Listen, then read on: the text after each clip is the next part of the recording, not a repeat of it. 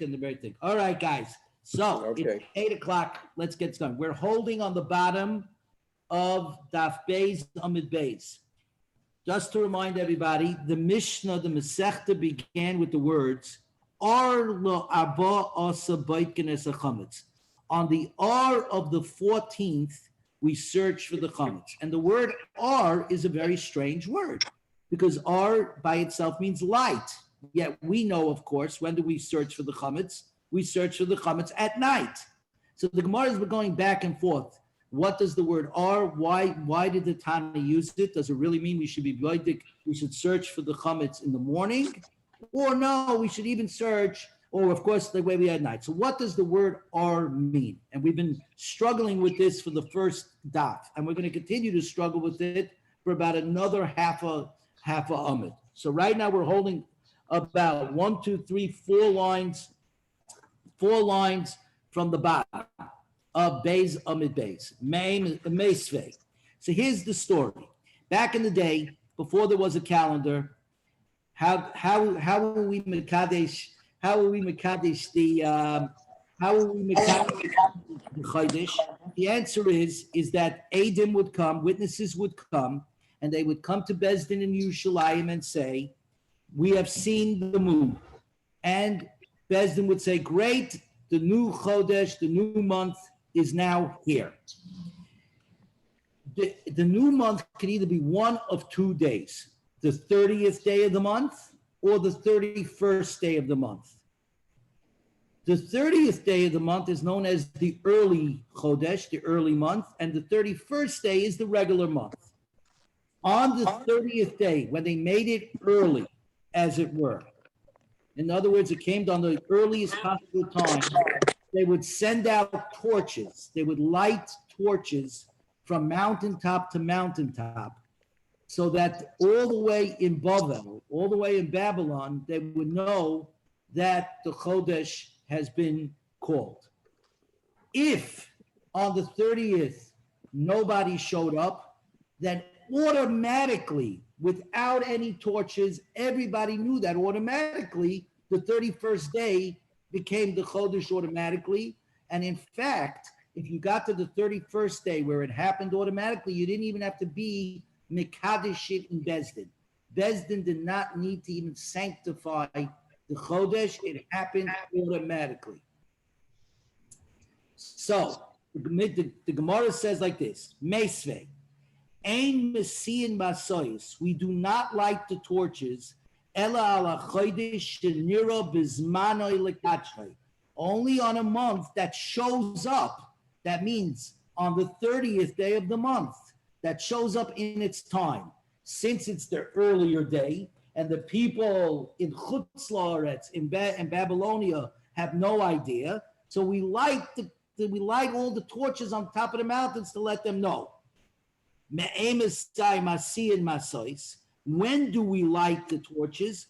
La'ar iburoi. In the R, after we give birth to the Chodesh.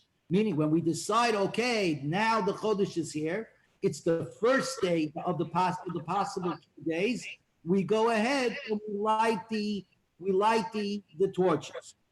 Alma, what do you see? R, the word R, or to who means nighttime. Because when do you light torches? Obviously, when is it so that they could be seen in the distance? The answer is at night.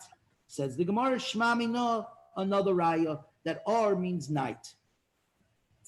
Meisvei, says the Gemara, Havi oimed kol alaylo makriv al mizbeach. A koyin, at the end of the day, there's leftover bones and sinews. What happens to that in the Beis Hamikdash? So it's called hektir evorim.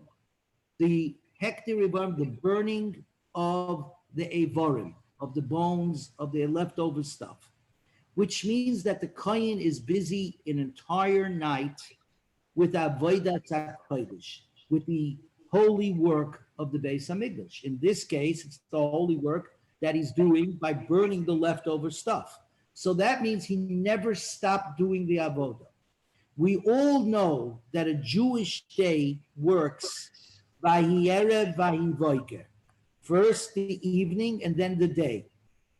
That rule, however, does not apply in the Beis Hamikdash. Because kabbonos, the sacrifices, are brought only by day between the carbon, the Tamid Aboiker, the Tamid of the morning, and the Tamid of the afternoon, the Tamid Benu Abayim. Therefore, in the Beis Hamikdash, things started with day and then night. Day and then night. It is the one exception to the rule that first comes night and then comes day to complete the 24-hour day. In the Beis Hamikdash, it was the opposite. That you go ahead and you bring the kabbanas, the sacrifices by day, and anything left over was burnt at night. Says the Gemara over here, the kohen was standing all night burning the leftover stuff, what's known again as hekter evarim, ala mizbeach, la'oira, when it comes oira, toyin kiddush yadayim v'raglayim, he has to go back to the mikveh and tovel again in the mikveh. He has to go into the ritual bath and go ahead and tovel again. Divrei Rebbe. So what do you see? Because Rebbe says the daytime starts a new cycle. So even though he was involved with the work of the holy a whole night, it doesn't matter when you, as soon as you hit oira, meaning morning, right? Therefore, you have to start the process again, which means you have to go ahead and re-sanctify yourself by going to the mikveh. So what do you see? The word oira means daytime. Zok the Gemara, no, oira shani. The word oira with an extra hey, aleph, vav, resh, hey is different. Ora means shining out, or could have a different connotation. So no proof. Now comes the next piece of Gemara. Meisvei Mazutra. Mazutra says, I'll bring you a ride from somewhere else. Top of Daf Gimel Amud Aleph. This needs a little explanation. The halacha is as follows. The halacha is as follows. When a woman has a baby girl, she is tamei, unpure for 14 days. 7 for herself and 7 for the baby. So that means day 15, from day 15 until day 80, for the next 66 days, she is considered pure. That means even if she sees blood, it doesn't matter. She does not become tamei. So again, she has a baby girl. She's tamei for 14 days. There's background noise. Excuse me, Alan, go on mute. You have to go, someone has to go on mute. Doesn't hear you. Yeah, I'm sorry, Alan. I'm here. Yeah, Alan, you got. If you're gonna, you have to next time put it on mute. If you have to go. I'm sorry. No, don't worry about it. So let me just say that again. A woman has a baby girl. She is tamei for 14 days, meaning 7 for herself and 7 for the baby girl. Okay. So that means when you hit day 15, the halacha is for the next 66 days, from day 15 to day 80, including day 80, she is considered tahar, pure. That means even if she sees blood, we say that's left over from the and the whole business. It's not coming. Starting on day 81, on day 81, she brings kabbanos, one for herself and one for the baby. What happens if between day 15 and day 80, those 66 days that she's pure, she gets pregnant again? And unfortunately, she has a mayful. Mayful means a falling, a miscarriage. The halacha is, if it happens during that period of time, from day 15 to day 80, the kabbanos, the sacrifices that she brings on day 81, encompass also the sacrifices she would normally have to bring for the mayful, for the miscarriage. And again, you bring a carbon for the miscarriage because, again, unfortunately, she bleeds, and therefore that would be part of the thing. The question becomes, what happens if she has the miscarriage on the night of the 81st. Again, the kabbanos, the sacrifices, are only brought by day of the 81st. As we said before, with regard to sacrifices, first comes day and then comes night, because sacrifices can only be brought by day. So what happens if the night before, she finished from day 15 to day 80, but on the night of the 81st, she unfortunately has a miscarriage. So now comes the question. You can look at this one of two different ways. Since the trigger for the kabbanos, for the sacrifices, isn't until the morning, so that she doesn't have to bring an extra carbon, an extra sacrifice for the miscarriage. It's still part of the kabbanos that will be brought with regard from this day 15 to day 80. Or no, day 80 is the end of the deadline. It's a technical reason that I cannot bring the carbon until the morning, but starting with day 81, which starts at night in the normal scheme of things, so therefore she would have to bring a special third carbon, a third sacrifice for the miscarriage. That's what's going on in this Gemara. Does anybody have any questions before I go further? Everybody have that clear? Okay, again, she's tummy for 14 days. Then from day 15 to day 80, she's tahar. And day 81, she brings the kabbanos and begins the cycle again.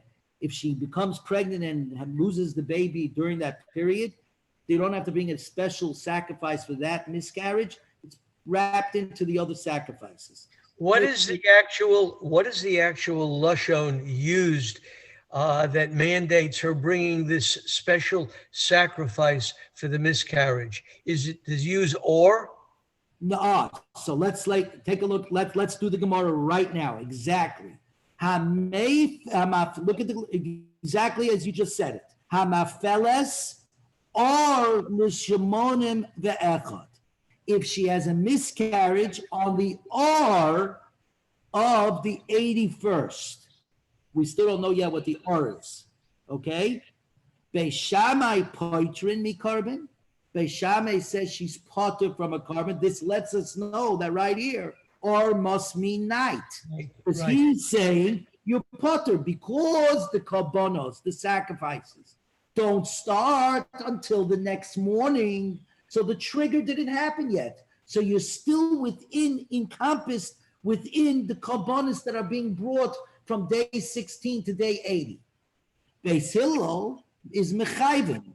Beis Hillel says no. It's very nice that the sacrifices are being brought in the morning, but that's a technical reason. The day 16 to day 80 is one section. Once you hit day 81 at night, right, it's already day 81. We're already in a new system. You have to bring its own special sacrifice. Amar lahem Beis Hillel leBeis Shammai. Beis Hillel said to Beis Shammai, "My shana or shemayna ve'echad." What's the difference between the or, the nighttime of the 81st, miyayim shemayna ve'echad, and the daytime of the 81st? Im shavu leila tumo lo shavu leila carbon. Just like if a woman sees blood by day, she becomes tamei. She sees blood at night, she becomes tamei. We all know this. If a woman has a period, right, it doesn't really matter whether it's day or night. That day, that's the first day, right? If she sees, let's say, 4 o'clock in the afternoon, right, that's already the first day. It's a complete day. But if she sees the night before, it's also the part of the day. So just like she could become tamei, whether at night or at day, what's the difference? Like Shabbat carbon. It's not tied to the carbon. There's no difference. The fact that the carbon can't be brought until the daytime, that's a technical reason. But as the moment the 81st day arrives, the moment the 81st day arrives, we're in a new system. And now the Gemara says, fine. So now we just got to the difficult part.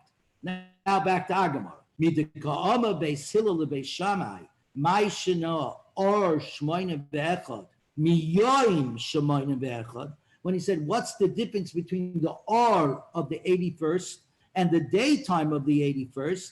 Shema mina or urtuhu. From here you see that R connotates nighttime. Says the Gemara, Shema mina, you're right.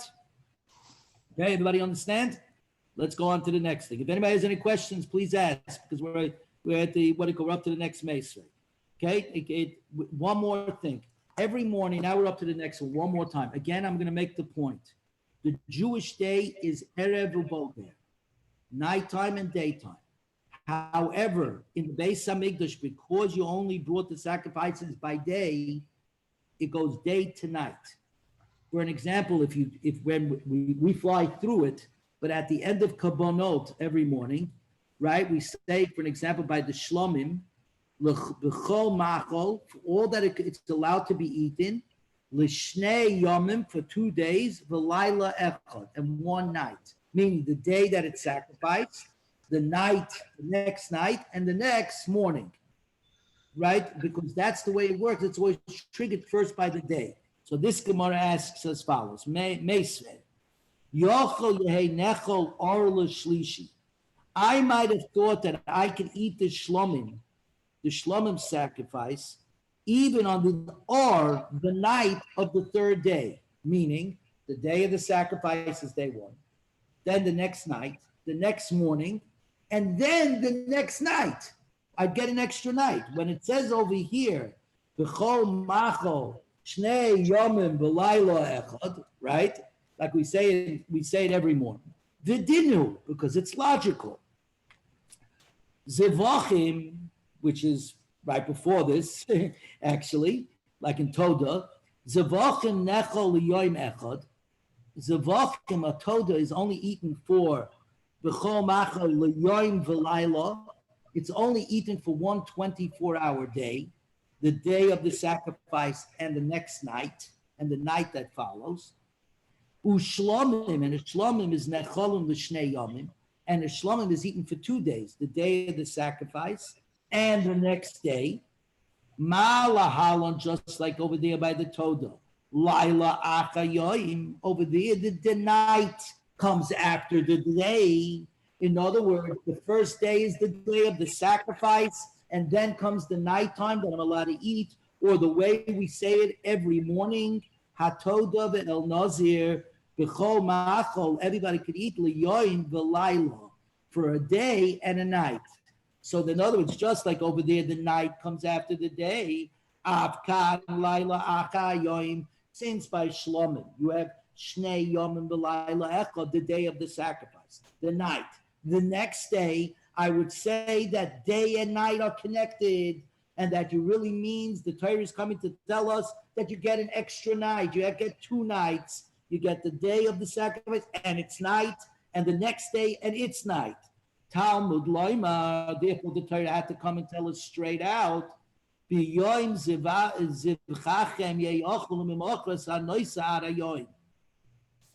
the day of your shlomim sacrifice, it shall be eaten, and on the next day, and that which remains until day. That means the shlomim could only be eaten while it's still day. But it can't be eaten on the night time of the third. So what do we see? The word or, by definition, must mean nighttime. Yochel Yisraf Miyat. So now the Gemara just continues with the brisa that it was bringing. Yochel Yisraf Miyat. I might have thought that the leftover meat would then have to be burnt immediately after the nightfall of the second day, the day of the sacrifice, it's night, the next day. And as soon as nighttime hits, you got to go ahead and burn the leftover food. The dinu, and again, it would be logical. Zevachim, the toda, which is only eaten, necholim liyoim v'layla echad, that's only eaten for 1 day, the day of the sacrifice, and its night. Ushlomim nechol l'shnei yom v'layla echad, and a shlomim gets 2 days, the day of the sacrifice, the night, and the next day, v'layla echad, malahalon, just like by the toda. Take it l'achila sereifa, the moment the nighttime finishes. It has the day of the sacrifice, and then it's night. Immediately the next morning, what happens? We burn all the leftovers. Afghan take up lechel sereifa. So I would think by shlomim the same thing. The day of the sacrifice, the nighttime, the daytime, the moment the night comes, the second night comes, you should burn everything immediately. Talmud loima, therefore the Torah had to come tell us straight up. והנויסים מבשר הזבח ביום השלישי באש ישרף.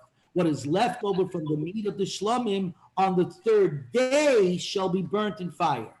By day you need to burn the leftovers. But you do not burn it at night. And now back to our Gemara. By saying the Baraisa saying, I might have thought that you eat the shalomim offering by the night of the third day. Alma or ortuhu. You see from here that or means nighttime. Shama mina. And now we've got two more to go of this, and then finally. Now we can pick up a little speed. Here we go. Toshma. Or Yom Kippurim mispal sheva v'yisvada. On the or of Yom Kippur, we daven the tefillah with 7 brachas, and we do the vidui. We confess our sins. Shachris in the morning, mispal sheva v'yisvada. B'musif in the afternoon by Musif on Yom Kippur. Mispal sheva, we do 7 brachas u'misvada, and we do the al-chet.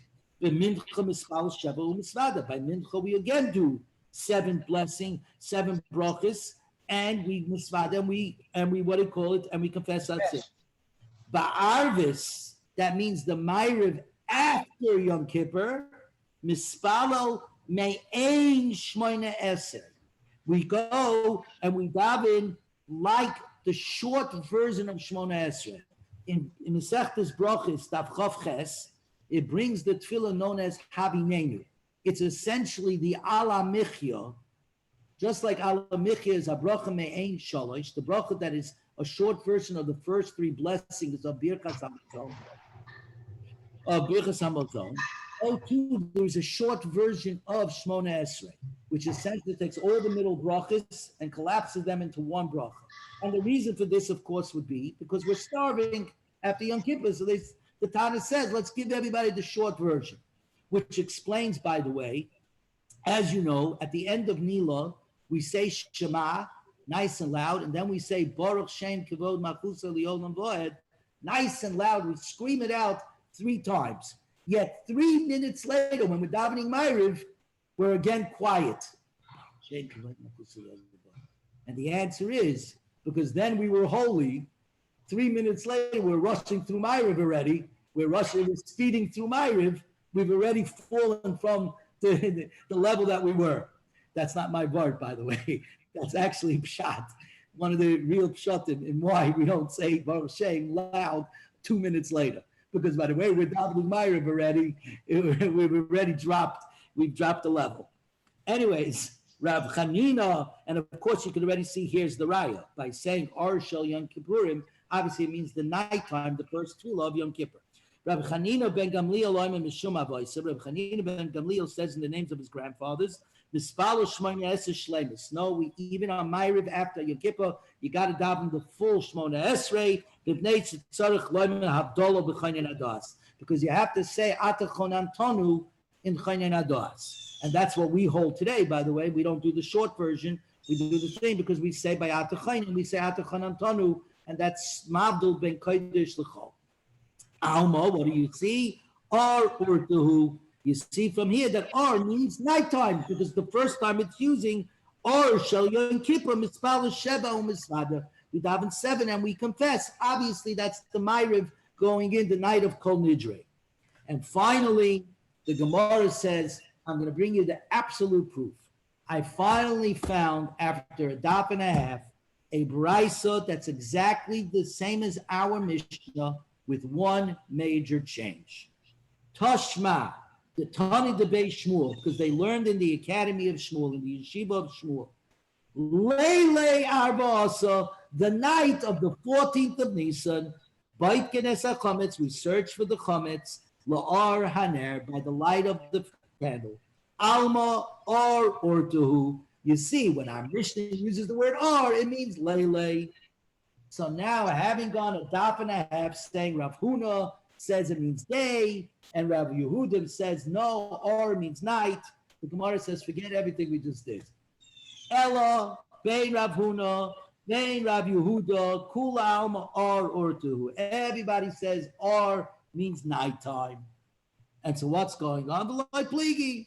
Mar Kiasa. One is coming from his neighborhood, one comes from New York, and one comes from Boca Raton. Ba'asr Rav Huna Kori Nage. And by Rav Huna, they called nighttime light. They called it light.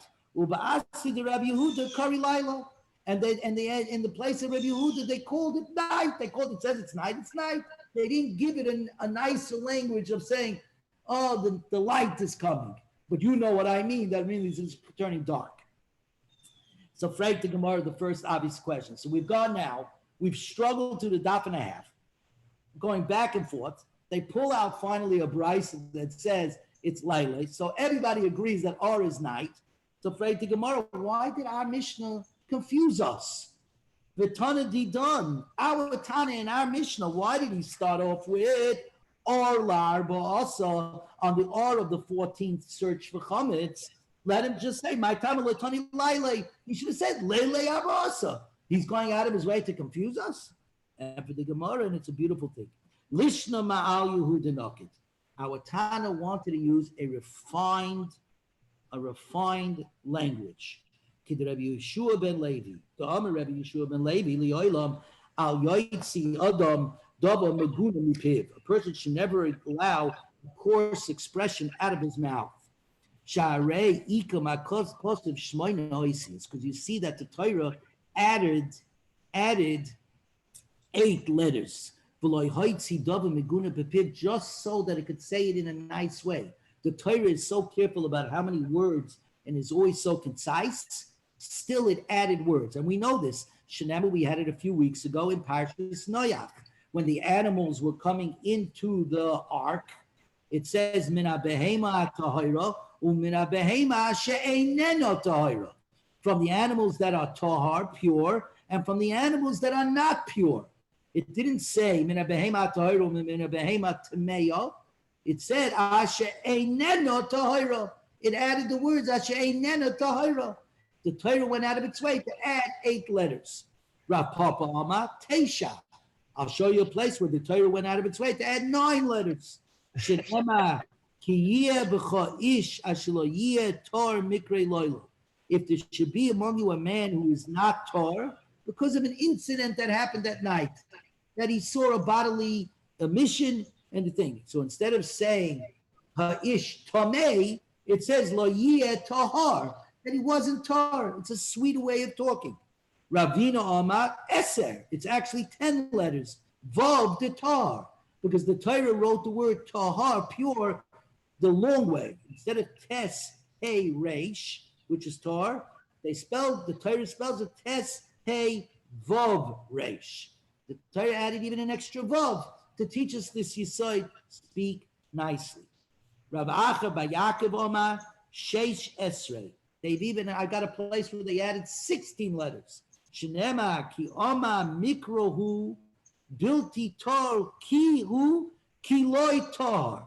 An incident occurred. He is not pure, for he has not been cleaned. Instead of simply saying a tome incident has occurred, ma'isitar, right? Instead of saying what it is, simply saying the words, what it called mikra tomehu. A tummy thing happened. The Torah went bilti tar hu ki loy tar, because he's not tar, because something not tar happened. By adding 16 letters, we get the point that the Torah is saying talk a certain way. Choshech, darkness, obviously connotates evil. When HaKadosh Baruch Hu created the world, it says Vayomer Elokim, and Hashem said Yehi Or, it should be light. Vayihi Or, and it was light. Vayareh Elikim es Or ki tov. Hashem saw that the Or, the light, was good. Vayabdel Elikim, and he separated bein Or and bein Choshech. It doesn't say anything about Choshech ki tov. The word ki tov doesn't pop up because it has a connotation in our world of darkness. If you can find another way of saying it, in the neighborhood of Rav Huna, they went out of their way not to use the word night. Tanya the Rabbi Yishmael Oilam Yisaper Adam Loshen Nikia. A person should always speak and read finely. Sharei Bizov by a male Zov. A Zov is somebody who sees a seminal emission. Karu Merkov. The Tumah by him is called the Tumah of riding. Masha Enkain, Be'isha by women who also see Karu Moishav, it says sitting. The sitting, a woman doesn't spread her legs, she sits more, we called it sitting as opposed to thing. And it says, you should have chosen the language of the wise. My lips express refined knowledge. My va'omer, what's pshat? Why the extra pasuk? Maybe you only have to use refined language by a biblical, when we're dealing with biblical stuff, when we're dealing with biblical verses. But maybe rabbinical stuff, you don't have to be so refined. Tashma, therefore, it says, you shall choose the language of the wise. That's only on rabbinical. But your regular regular speech that we have one with each other, maybe I don't have to be so refined. My lips express refined knowledge. That means in all situations, a sign of a Jew is his refined speech. By us, you don't find 4-letter words every 2 minutes. In the world, however, something else entirely. By a woman, never says the word riding, it only says Maishav, sitting. What are you talking about? Last week's parasha. When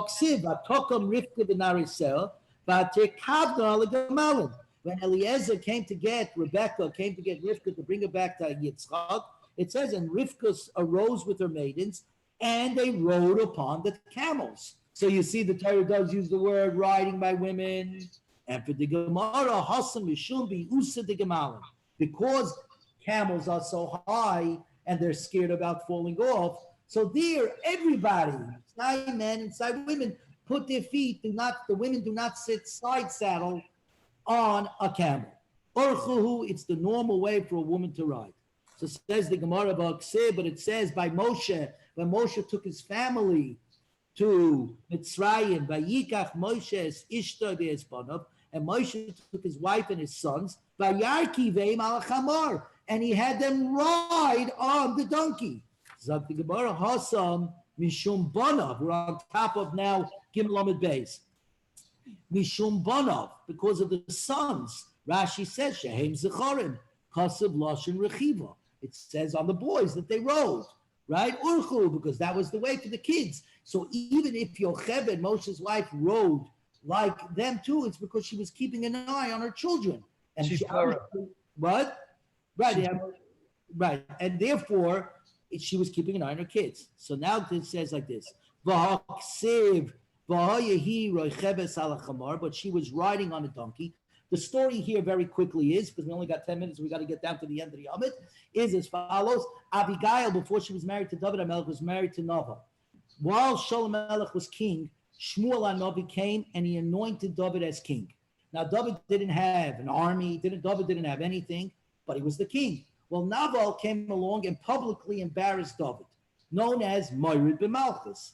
He was Moirid in the kingship. So David strapped on his sword, got on his horse, and went looking for Naval to go ahead and chop off his head. Well, Abigail came down the mountain and said, where are you going? He said, well, I'm going to kill your husband Naval, because he was Moirid b'Malchus. So she looked around and said, you're a king? And she looked around and said, you have no army. You're no king. So from here you learn two things. Ein melech b'lo yom. Over here you learn there's no king without a nation. Just because you're anointed a king, if you have no power, you don't get the power of the king. The second thing is, Rabbi Reisman said, the moment she said to him, you're a king, you're no king, he knew that eventually this woman was going to be his wife. That's what he said. Rabbi Reisman said that in a shir on Navi. He said he knew right then and there that Abigail would one day be his wife, because she said, you're a king, you're no king, which every husband understood. In the background, you could only hear the men laughing. You didn't hear the women. I heard it on the tape. You didn't hear the women laughing. Okay, so, but it says over here, she was riding on the donkey, Okay, now we take off metal to the pedal. Here we go. This is because of the fear of night. She was running at night. Okay, listen, at night she's afraid of falling off. It's a thing. She wasn't so afraid of the night. She was afraid of David. She was in a lot of emotional distress. Emotional distress, obviously, you're not as calm. So, of course, she rode as opposed to doing side saddle. That the fear of David wasn't either.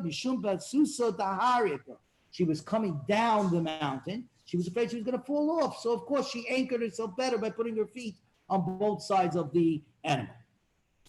Zakta Gemara will be the Araisa, me like Siv Tame. Now, you said before that it doesn't say the word Tame. What are you talking about? The word Tame, impure, is used all over the place in the Torah. So it says the Gemara, Ella, kol ninu.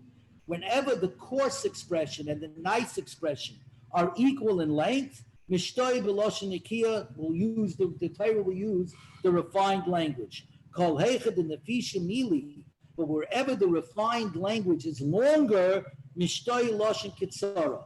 Then we use the small one, except in the three cases that the Gemara brought before, which the Mashal goes in and explains, and the Ran explains each one of those cases uniquely, what it called required the finer expression.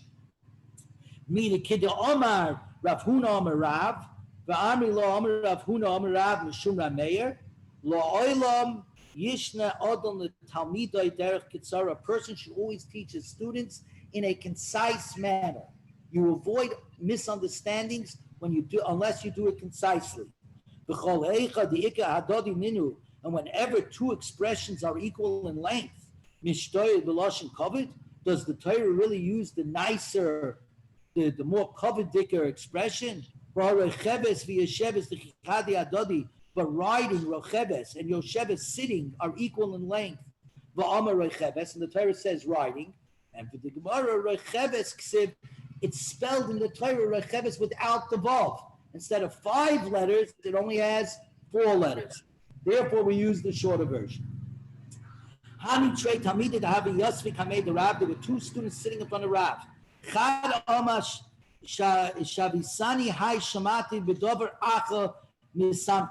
The study that we had today was like a tired other thing, which is a sweet way of saying like a pig, like a tired pig.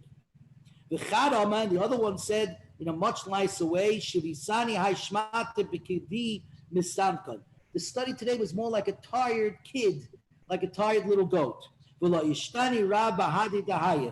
And Rab did not speak with the first Talmud anymore, because the Rambam in Hilchos Deis Perik Beis Halacha Dalet says, Amru al Rav, because it is said on Rav, Talmud Rebbe, the Talmud of Rebbe HaKadosh, the great Talmud of Rebbe HaKadosh, the great prince, that he never in his life ever spoke regular words. Siach B'Tela, wasted words of all his life. Nonsense. So makbid on every word. He said, a Talmud of mine should compare our learning to a tired pig. This is somebody I don't want to talk to. The Gemara goes weiter. Hani trei Talmidim Havi Yosef Kamei Hillel. There were two Talmidim in front of Hillel. The Chad Minayu was Rabbi Yochanan ben Zakkai, the great Rabbi Yochanan ben Zakkai. Vamila Kamei the Rebbe, and others say the 2 Talmidim were standing in front of Rebbe HaKadosh. The Chad Minayu Rabbi Yochanan. Chad Omer once said, so this is what you need to know. We have a rule that a food product, a fruit, is not ready to be mekabel tumah, is not ready to become tomei, defiled, only if it's prepared. And it's prepared only by being wetted, by by washing the fruit, by one of the 7 different kinds of mashkin of liquids. So with regard to grapes, grape juice, the sap of grape juice, when it comes out, that is considered one of the 7 liquids that make something that can now become tameh. So therefore, when you pick the grapes and you squeeze it, as you pick it, the sap came out and it went on the fruit, it would then make automatically the fruit royal mekabel tumah, ready to become tumah if somebody touches it. The opposite of that is the olives. when olives are picked, the sap that comes out is not considered one of the liquids. It's only after it's processed and pressed, and out comes the olive oil. That olive oil is considered a liquid that could then fall, if it falls on the olives, could then make it ready to become tummy. So the Gemara says over here, Chad Omar, either Rabbi Yochanan ben Zakkai or Rabbi Yochanan, mipnei ma boitzim b'tahara. How come we have to harvest the grapes with kalim, utensils that are in a state of purity? But olives, we don't have to pick with utensils that are in a state of purity. The other Tana said, the other Talmud, the other student said, why do we pick the grapes with utensils that are pure? But the olives we can pick with unpure kalim. So essentially they were saying the same thing, but one said with regard to the olives, how come we pick it we don't have to pick it with pure utensils? The other one said, how come we pick the olives even with unpure vessels? So one spoke with a much cleaner way of saying not pure, and the other one said, how come we use utensils that are impure? So the teacher then said, I see from here, from this first student, so that eventually he will render legal decisions. He will become a Pesach in Yisrael. And it wasn't only a few days before, in fact, he was brought up, he became a great Pesach in Kaisel, a great legal decider in Israel. One more case. Hanu Telosib Kahane. In the Beis Hamikdash, there's the Shulchan HaTahira. On the Shulchan, on the golden table, every week on Shabbos, they would put what was known as the showbreads, the chalas. And every week, miraculously, they never got moldy. Every week, they were replaced on the Shabbos, and the new chalas were put in, and the old chalas were then parceled out to the Kahanim.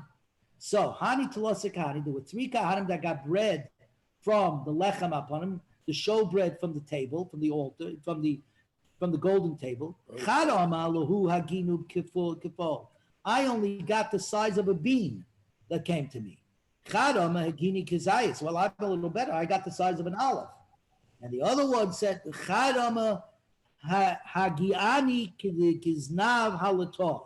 I got the size of a lizard's tail. Now, why that's no good? Because a lizard, like our lizards that run around over here, are one of the 8 shirotzim, and one of the 8 crawly things that the Torah says are completely tamei and make a person tamei, very highly tamei. So when they heard him say this, that the comparison of the bread that he got was to a lizard's tail, badku acharav, they investigated after him, umatsu voy shemesh psul, and they found in him a genealogical flaw. They found out that his father had married a divorcee, which is illegal, but the halacha is the marriage is good. Even if you're over on a lav, it's still good. But the children are called the cholol, and they cannot serve in the Beis Hamikdash.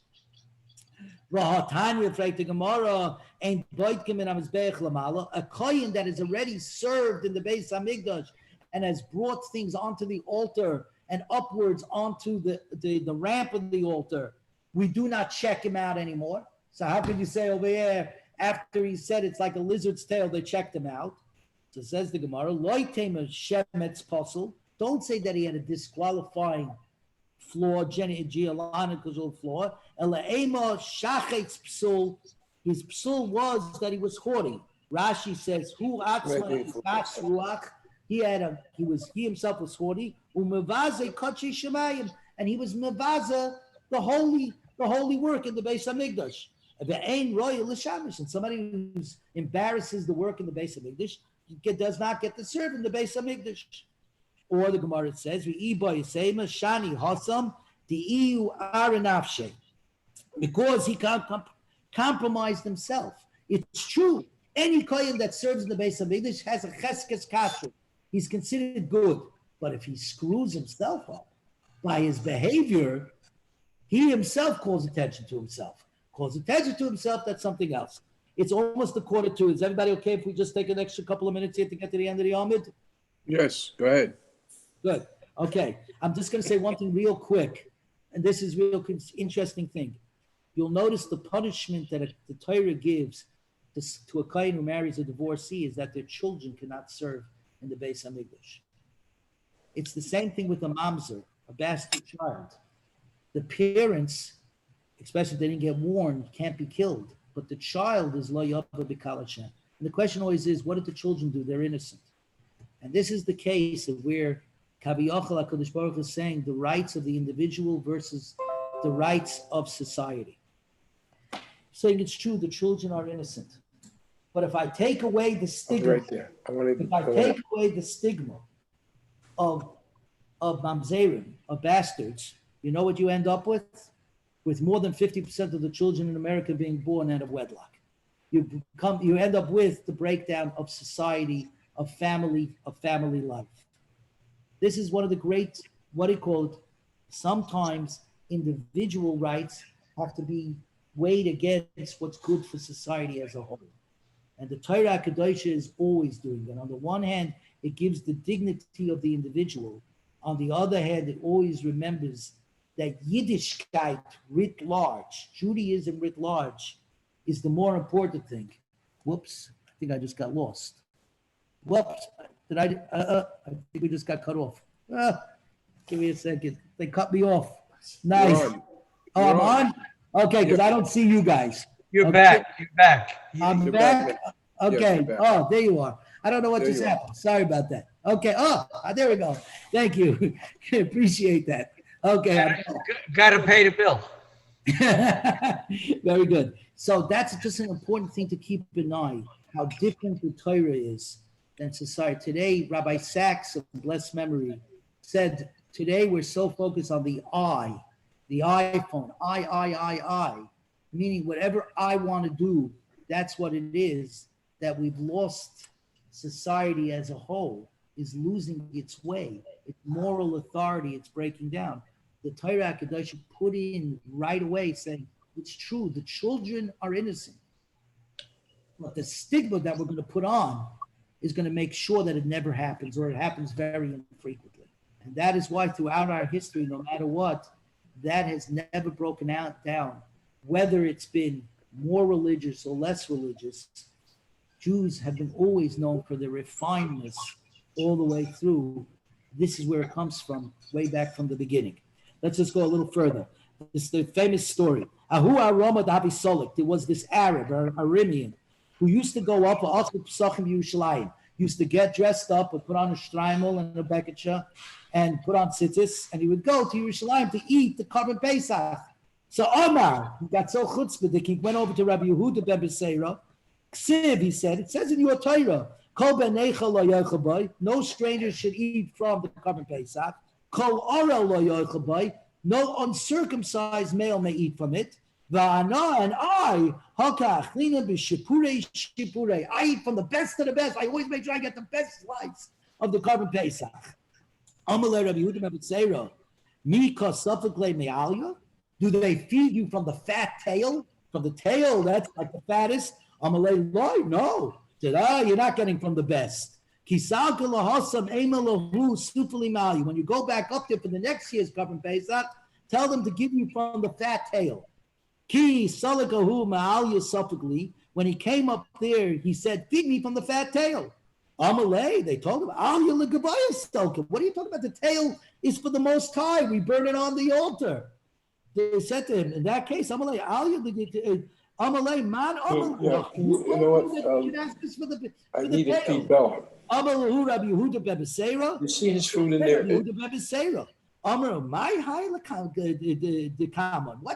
What's going on over here?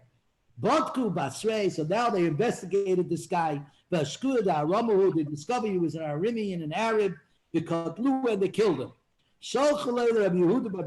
They sent the following message to Rabbi Yehuda ben Beseira. Shalom loch Rabbi Yehuda ben Beseira. Peace unto you, Rabbi Yehuda ben Beseira. The Atpen Nitzivin, because you're in the city of Nitzivin. But your net, Perusam Yerushalayim, your net is spread throughout even Jerusalem. Tosfos asked the question, wait a minute, the Korban Pesach, everybody's Mechuyev. Everybody has to be the Korban Pesach. Why was Rabbi Yehuda Rebbe Seir in the Tzibah? Why wasn't he in Yerushalayim? So Tosfos answers three terutzim. Says either he was old and he couldn't walk it anymore. Two, he might not have owned land. And there's a shita that says it was a land. Those who own land are the ones that were mechuyev to go up to Yerushalayim. And the tzivim was also in Chutz La'aretz. So all of those together let Rabbi Yehuda ben Seir off the hook. Now let's get to the bottom. Rav Kahana Cholash. Rav Kahana got sick. Shadaru Rabbanu Rabbi Yeshua Berei de Rabbi. The rabbi sent Rabbi Yeshua, the son of Rabbi, to find out how he's doing on relay. Zil Budik Maidina, find out how's it going with it. Also Ashkechech, Rabbi Yeshua got there. The Noch Nafshe, the Rav Kahana had passed away. The Loshen Noch Nafshe is a beautiful Loshen. It actually means his soul rested. The soul rested. So a person who lives life correctly, the Noch Nafshe is soul rest. He tore his garment in mourning. He writes Korea. But then he took the tear and he turned his shirt backwards so that when he was going back to the rabbis, they wouldn't see the tear. Bachi Ba'asi came back crying. Amalei. So the Rabbanan asked him, Noch Nafshe, are you crying because Rav Kahana passed away? Amalahu Analoi Kaminan. I never told you anything. Because the pasuk says, Moitzi Diba Hu Kisil. One who utters evil reports is a fool. You know the thing when you hear something bad, right? You feel this urge to share it? Don't.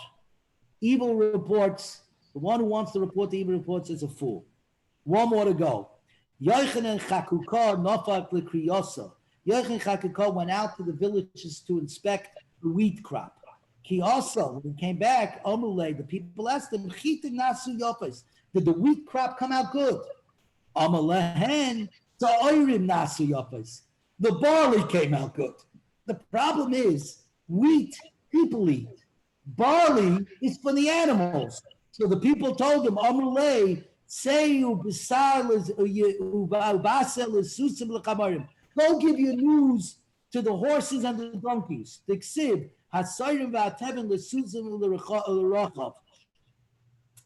the barley and the straw is for the horses and the speedy mounts. How should he have said it? He should have said, last year's wheat was good. And they would have known that this week is not so good. Inami, Adoshim, Nasu Yofis, the lentils turned out well. And Rashi says, lentils at least are machal adam. Those are at least food for people. There's a proper way of saying things. Anyways, everybody, thank you so much. Sorry I went a little overtime today. It was a long daf. Everybody have a wonderful day. A wonderful day. Thank you all very much. Thank you, Rav Zimmerman. Thank you. Yeah, thank you, guys. Have a wonderful day. Have a good day, Mr. Zimmerman. Have a good day. Thank you. Thank you, guys. Let's go off. Great weather. Yeah. Okay, let's see how you shut this down. I got to figure that out. Yeah.